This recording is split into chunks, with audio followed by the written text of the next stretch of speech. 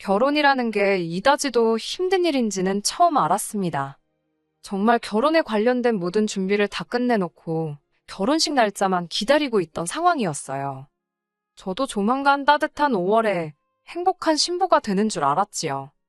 앞으로 행복하게 잘 살 일만 남았다고 생각했는데 참 세상은 생각한 것처럼 녹록지만은 않네요. 결혼 예정이던 남자친구와는 연애도 꽤 길게 했고 연애 중반쯤부터는 알게 모르게 서로 결혼하겠구나 하는 생각을 가지고 만났던 것 같아요. 그래서 결혼 이야기가 처음 나왔을 때도 별다른 우여곡절 없이 우리가 결혼하게 된다는 걸 당연하게 생각하기도 했고요. 결혼 준비하던 동안에는커녕 연애하는 동안에도 내 남편 될 사람이 이다지도 효자인지는 알지 못했습니다. 알았다면 결혼도 다시 생각해봤을 테고 이런 일도 겪지 않았을 텐데 싶네요. 그냥 넘어갈 일이 있고 짚고 넘어가야 할 것들이 있는데 그저 말 안 하면 어물쩍 넘어가려나 싶었나 봅니다. 결혼식 날짜까지 다 잡아놓고 아직도 마무리가 안 지어진 게 단 하나 있었는데 그게 신혼집 문제였어요. 남자친구는 중견기업을 다니고 있었고 직종도 요즘 일자리 구하기 좋은 수요가 많은 직장이라서 더 좋은 조건으로 이직의 기회도 열려있는 전망 좋은 사람이었습니다. 연봉도 또래에 비해서 꽤나 높은 편이었고요. 저 같은 경우에는 제 입으로 말하긴 그렇지만 제가 몸담고 있는 업계에서는 나름 소위들 말하는 방구 좀 낀다 하는 사람이에요. 제 자랑하는 것 같아서 쑥스럽지만 제가 대학교에 재학 중인 시절부터 시작한 일이 있는데 그때부터 반응도 좋았고 벌이도 좋았고 해서 아예 이걸 제 생업으로 삼고 하고 있습니다. 재택근무로 할 수 있는 프리랜서 일이고 그래도 이 바닥에서 대학생 때부터 꽤나 오랜 기간 일을 하고 있으니 이제는 제가 일거리를 찾지 않아도 개인적으로 의뢰가 들어오는 경우가 더 많아요. 남자친구보다 벌이는 조금 낮을 수도 있지만 그건 제약이 나름이기도 하고 집에서 근무하다 보니 그만큼 시간적으로 활용할 수 있는 부분이 많아서 나름 만족하며 지내고 있었습니다. 아무튼 결혼 이야기가 오가고부터 서로 얼마나 돈을 모았는지를 알려주게 되었는데 남자친구가 8,500 정도를 모아놓은 상태였고 저는 일한 기간도 길고 제 직업 특성상 출퇴근 없이 집에서 일을 하다 보니 딱히 돈 쓸 곳도 없어서 1억 정도가 모여있는 상황이었어요. 그래도 저희 또래치고는 두 사람 다 꽤나 잘 모아놓은 거라는 생각이 들었는데 그래도 이 돈 가지고 서울에 어디 아파트 하나 구하기는 대출 없이 하늘의 별 따기나 마찬가지였어요. 아직 결혼 자금이 많이 모자란 상황이라는 생각이 들었고 저나 남자친구나 결혼하기에 나이가 너무 늦은 편은 아니었으니 차라리 돈을 좀 더 모을 때까지 결혼식을 뒤로 미루자는 이야기도 주고받았습니다. 그런데 남자친구 집 쪽에서 식을 빨리 진행했으면 좋겠다고 이야기를 해왔어요. 예비 시아버지 되실 분이셨던 남자친구 아버지가 올해 희망퇴직을 하기로 되어 있는데 퇴직하기 전에 식을 올렸으면 싶다 하셨다더라고요. 거래처 사람들의 안 친한 동료 직원들부터 밑에 부하 직원들부터 해서 몇 명은 더 저희 결혼식에 얼굴을 비출 테니 그렇게 되면 축의금이 더 들어오지 않겠냐는 게 주된 이유였어요. 솔직히 그게 무슨 계산인가 싶었습니다. 당장 저희가 결혼을 미루려던 건 아직 준비가 다 되어 있지 않아서 모자란 준비를 하고 싶다는 뜻이었는데 남자친구 아버지가 무슨 직원 수가 5천 명이 넘는 그런 곳에서 일하는 것도 아니신데 말이에요. 기껏해야 많이 잡아도 회사 일로 관련된 사람들이 하객으로 온다 쳐도 그 수가 50명이 넘진 않았을 텐데 말입니다. 축의금 들어오는 거야 계산해보면 크겠지만 어차피 식대로 나가는 고정비 지출도 있잖아요. 그런 거 다 따지고 보면 대충 2, 300만 원 축의금으로 더 받자고 하는 건데 솔직히 당장 그 돈 때문에 저희가 대출을 크게 받아서 시작하는 게 이치에는 맞지 않는다는 생각이 들더라고요. 남자친구한테도 이건 맞지 않는 것 같다고 했고요. 남자친구가 알겠다고 하면서 얼마 뒤에 저희 결혼하게 되면 집에서 2억을 지원해주기로 했다는 사실을 알려왔어요. 사람 마음이란 게 결혼식 날짜를 서두르라고 할 때는 원망스러웠는데 또 막상 저희 어려운 점을 해결해줄 해결책을 떡하니 들고 오니 그런 마음이 싹 사라졌었어요. 부모님 도움 없이 결혼할 생각은 아니었지만 난데없이 2억이라는 엄청 큰 돈을 지원해주신다니 숨통도 트이고 엄청 감사하기도 했지요. 친정 부모님께서도 그 이야기를 들으시더니 똑같은 금액은 해줄 능력이 안 되지만 1억 정도는 어떻게 마련해 주시겠다고 하셨어요. 난데없이 여유 자금도 많이 생기고 저희 부모님 부담스럽게 만든 것 같아 죄송스럽기는 했지만 그래도 그 정도 돈이면 서울에 대출 없이 집도 구하고 이왕이면 인테리어까지 싹 다 뜯어고칠 수도 있겠구나 싶었습니다. 여유 자금이 생기니 강남 쪽이나 요즘 뜨는 지역의 신축 아파트에 들어가고 싶은 욕심도 생겼는데 그 정도의 돈이 생겼음에도 불구하고 저희가 가지고 있는 돈 이상을 대출로 더 받아야 하는 상황이었기에 이리저리 알아보다가 욕심부리지 말고 형편에 맞는 집을 구하기로 했습니다. 공부도 이만큼은 안 해봤다 싶을 정도로 열심히 발품손품 팔면서 알아봤어요. 그러다가 하나 마음에 드는 아파트를 찾게 되었어요. 주변에 마트라든지 인프라가 너무 잘 되어 있었어요. 단 하나 단점이 있다면 지하철역에서 거리가 좀 되는 위치기는 했는데 그 부분은 딱히 신경 쓸 바는 아니었습니다. 남자친구가 다니는 회사에서 가깝고 어차피 자차를 사용해서 출퇴근을 하니 딱히 대중교통이 중요해 보이지는 않았어요. 어쩌다 한번 이용하게 될 대중교통 때문에 그 집을 포기하기는 너무 아쉬운 지경이었습니다. 특히나 집에서 일하는 저에게는 서울 도심에서 전망도 좋고 일에 지친 제가 주변에 도보로 잠깐 머리 좀 식힐 수 있게 들어선 주변 환경은 무엇과도 비교할 수 없었거든요. 비교적 신축이기도 해서 딱히 많이 손볼 것도 없고 거기에 역세권도 아니다 보니 돈도 어느 정도 절약이 되겠더라고요. 저희가 가지고 있는 돈에서 혼수며 자동차에 집 고치는 비용까지 딱 끝내고도 조금 남을 정도로 말이지요. 그래서 남자친구와는 그 집으로 신혼집을 정하는 쪽으로 이야기를 끝내가고 있었습니다. 그런데 얼마 전 남자친구가 그 집은 아무래도 안 되겠다고 다른 집으로 알아보자는 말을 듣게 되었습니다. 여태까지 서로 의견 공유하면서 집도 어떻게 꾸며놓을지 정하고 있던 사람이 하루아침에 난데없이 그 집은 아니라고 하면서 다른 집을 알아보자니 어이가 없었어요. 이유나 들어보자고 물어봤더니 대중교통이 불편해서 안 좋을 것 같다고 하는 겁니다. 차 끌고 다니는 사람이 무슨 대중교통이냐 되물었더니 그것도 그거지만 일단 방이 2개밖에 안 돼서 싫다고 하더라고요. 방이 2개이긴 하지만 2방이 전부 엄청 넓게 뽑힌 집이거든요. 나머지 방 하나는 전망도 좋고 해서 집에서 일하는 제가 사무실 겸용 서재 같은 느낌도 해서 어차피 남자친구가 퇴근하고 오면 저도 아무리 재택근무라지만 일을 붙들고 있을 생각이 없으니 그 방에서 같이 여가도 즐기고 하기로 이야기가 되어 있었거든요. 침실이야 어차피 잠만 자는 곳이고 거기에 붙박이장 설치하고 화장대 놓고 해서 쓸 계획이었어요. 본인도 그렇게 하는 게 더 좋겠다고 동의했었고 말입니다. 그런데 대중교통 이야기랑 똑같이 이제 와서 그게 그 집을 사면 안 되는 이유라고 하면서 반대를 하고 나서니 저는 조금 어이가 없었지요. 그런데 그제서야 한다는 말이 방이 2개짜리 집은 너무 불편할 것 같다고 하면서 생각해보라고 앞으로 우리 사이에 아이도 태어나고 하면 어차피 나중에 또 이사를 가야 할 것이다. 뭐 그런 말을 하더라고요. 탁 트인 전망이며 모든 게 마음에 드는 집이었지만 남자친구 말도 일리가 있어서 아쉽지만 다른 집을 알아보기로 했어요. 그런데 방 2개짜리 집이 마음에 안 든다는 게 남자친구의 의견이 아니고 남자친구 부모님의 뜻이었다는 걸 알게 되었습니다. 이리저리 백방으로 알아보다가 조금 지은지된 아파트기는 하지만 평수도 넓고 방도 3개짜리에 적당히 괜찮은 매물을 발견하게 되었어요. 한 가지 문제가 있다면 역시 대중교통편이 살짝 애매하다는 것이었는데 사실 이 부분은 크게 상관할 부분이 아니었습니다. 그런데 이번에도 남자친구가 대중교통을 문제로 걸고 넘어지니 그때부터는 저도 남자친구한테 다른 이유가 있어서 대중교통에 저렇게 집착을 하고 있다는 생각이 들더라고요. 그래서 단도직입적으로 대체 차 끌고 다니면서 대중교통에 그렇게 집착을 하느냐고 대놓고 물어봤어요. 남자친구는 머뭇거리더니 대답을 하지 못하더라고요. 연애하면서도 몇 번 봐서 알고 있었어요. 자기가 불리한 상황이거나 뭔가 숨기는 게 있을 때 꼭 저런 식으로 나왔었거든요. 숨기는 게 있구나 싶어서 계속 추궁하니 결국엔 그렇게 나온 진짜 이유에 대해서 털어놓더군요.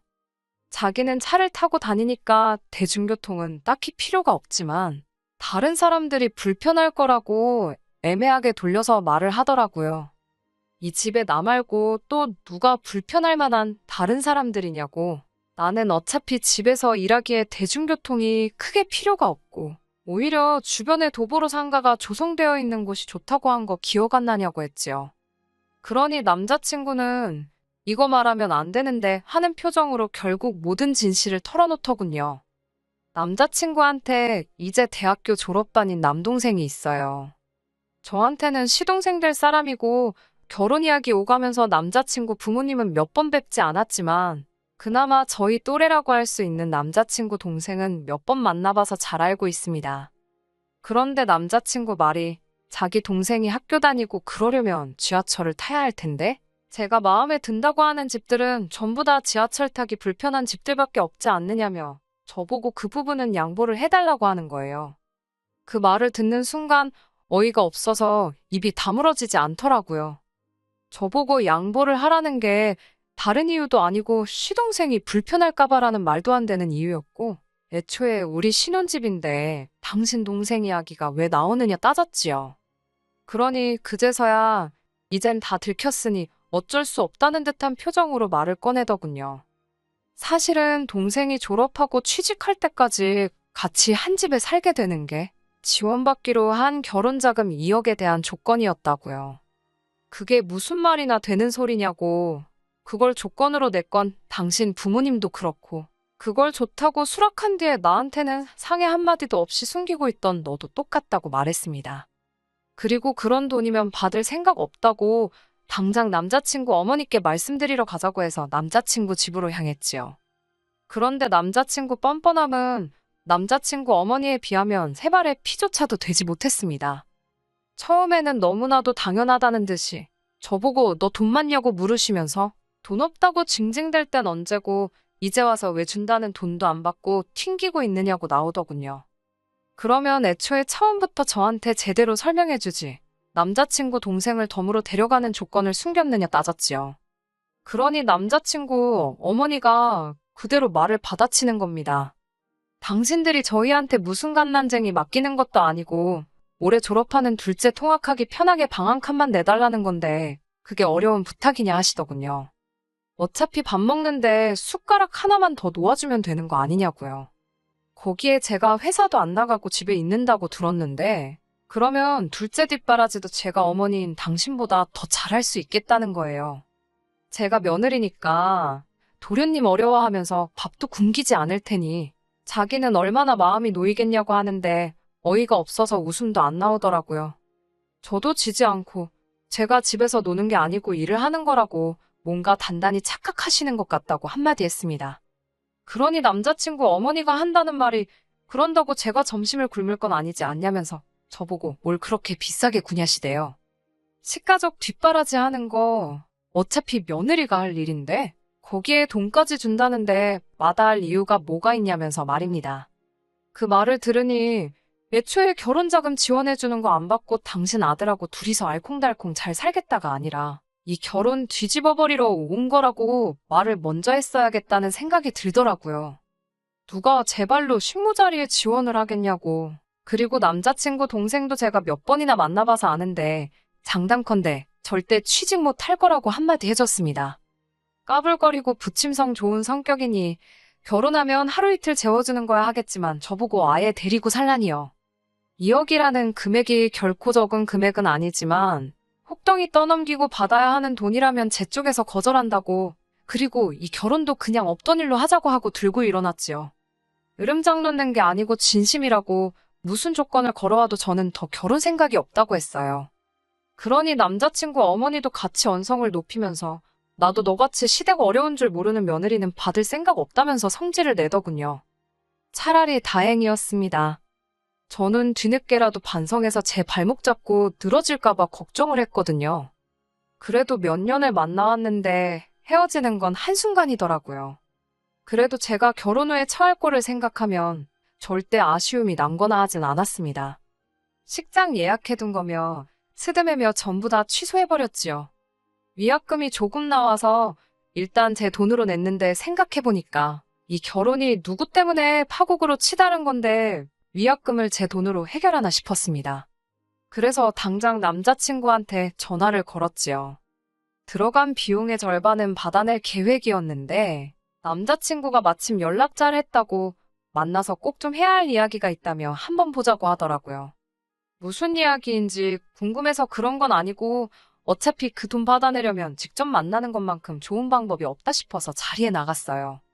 그랬더니 남자친구가 꺼내는 말이 참 어이가 없더군요. 엄마가 그러는데 하면서 말을 꺼내더라고요. 잘못했다고 빌면서 나와도 단칼에 잘라버릴 생각을 하고 있었는데 그런 일말에 고민할 가치도 없는 말을 꺼내더라고요. 사실 지원해주기로 했던 그 돈이 전부 대출이었다더라고요. 그런데 파혼을 하게 되면서 더 이상 그 대출금이 필요가 없게 되었잖아요. 그래서 그 돈을 일찍 갚아버리게 되면서 중도성환 수수료가 발생했는데 원금이 워낙에 크다 보니 수수료도 꽤나 나왔다고 합니다. 그런데 지네 엄마가 말하길 파혼의 원인이 저한테 있으니까 저한테 그 돈을 받아오랬다고 하는 겁니다. 저를 보자고 한 게 저한테 사과하려던 것도 아니었고 뭣도 아니었고 끝까지 구질구질한 모습 보여주러 나온 거였던 거예요. 일말의 기대조차 없었지만 이딴 사람들한테 제 돈을 찾으러 온 제가 다 바보 같더라고요. 정말 드라마에서나 보던 거였는데 저도 모르게 제 손이 마시고 있던 커피잔으로 향했고 남자친구 얼굴로 철썩 끼얹어 버렸습니다. 그때를 생각하면 아직도 가슴이 콩닥콩닥 벌벌 떨리네요. 남자친구한테 내가 마시던 게 아이스 커피라서 다행인 줄 알라고 했어요. 뜨거운 커피였어도 똑같이 부어버렸을 거라고요. 잘 생각해보라고. 파혼이 과연 나 때문인지, 너를 포함한 이기적이고 염치 없는 니네 가족들 때문인지요. 애초에 대출받아서 주는 거였으면 올해 희망퇴직하는 너네 아버지가 그 대출을 어떻게 갚았겠냐고. 안 봐도 네가 갚게 될 돈이었다는 게 뻔한 거 아니냐고 했지요. 그 말을 들으니 남자친구도 뭔가 깨달았는지 엄청 복잡해 보이는 표정을 하고 아무 말도 못하고 있더군요. 정신 차리라고. 효자인 척 하기 전에 네가 부모님한테 이용당하고 있다는 것도 좀 깨달으라고 했습니다. 동생 뒷바라지 해주고 인심 써주는 듯 돈도 척척 내주지만 결국엔 그 빚은 다 너가 갚게 될 거 아니겠냐고요. 어차피 나랑은 두 번 다시 볼 사이가 아니지만 그간 만나온 시간과 정이 있으니 충고 한마디만 해주겠다고 했어요. 너네 가족 끊어내지 않으면 앞으로 미래는 없을 거라고요. 그 잘난 네 가족애랑 효심 때문에 너는 평생 나를 놓치게 된 걸 후회하게 될 거라고 말해주고 자리에서 일어났습니다. 그리고 결혼식 관련해서 들어간 위약금에 대해서는 정확하게 절반 저한테 보내주지 않으면 그 돈보다 더 큰 비용이 드는 한이 있더라도 법대로 처리할 거라고 했습니다. 같이 예약했으니 구상권을 청구할 수 있다고. 그러니 어디 내뺄 생각 하지 말고 3일 시간 줄 테니까 그 돈부터 보내라고 하고 자리에서 나왔습니다. 이렇게 파혼한 지금에는 가끔씩 후회가 들 때도 있어요. 오래 만난 남자친구와 헤어지게 되어서 결혼 목전까지 가서 뒤집어 엎게 되어서 후회가 드는 게 아닙니다. 제가 아무래도 일찍부터 일을 시작했고 그 일이 회사에 나가 사회생활 하면서 하는 게 아니라 집에서 하는 일이다 보니 사회생활 경험이 너무 부족해 사람 보는 눈이 없었던 부분에 대해서요. 혼자서 일하는 것도 잘 벌리긴 하지만 저도 저대로 진짜 사회를 경험해보기 위해서 요즘은 제가 다닐 수 있는 회사를 알아보고 있어요. 파혼은 파혼대로 하게 되었지만 그 부분은 후회가 남지 않습니다. 오히려 내 돈 내고 부모님 없는 돈까지 끌어와서 시댁 식구들 뒷바라지 해주는 식모살이를 하러 제 발로 들어갈 뻔한 걸 말았으니 말이에요. 당장은 다른 사람을 만나보고 싶은 생각도 들겠지만 좀 더 사회생활 하며 직접 경험해보고 사람 보는 눈도 좀 키워간 뒤에 다음을 생각해봐야 할 것 같습니다. 끝까지 들어주셔서 감사합니다. 오늘의 사연은 여기까지입니다. 구독과 좋아요, 알람 설정 부탁드리고 더 좋은 사연으로 다시 찾아뵙겠습니다. 감사합니다.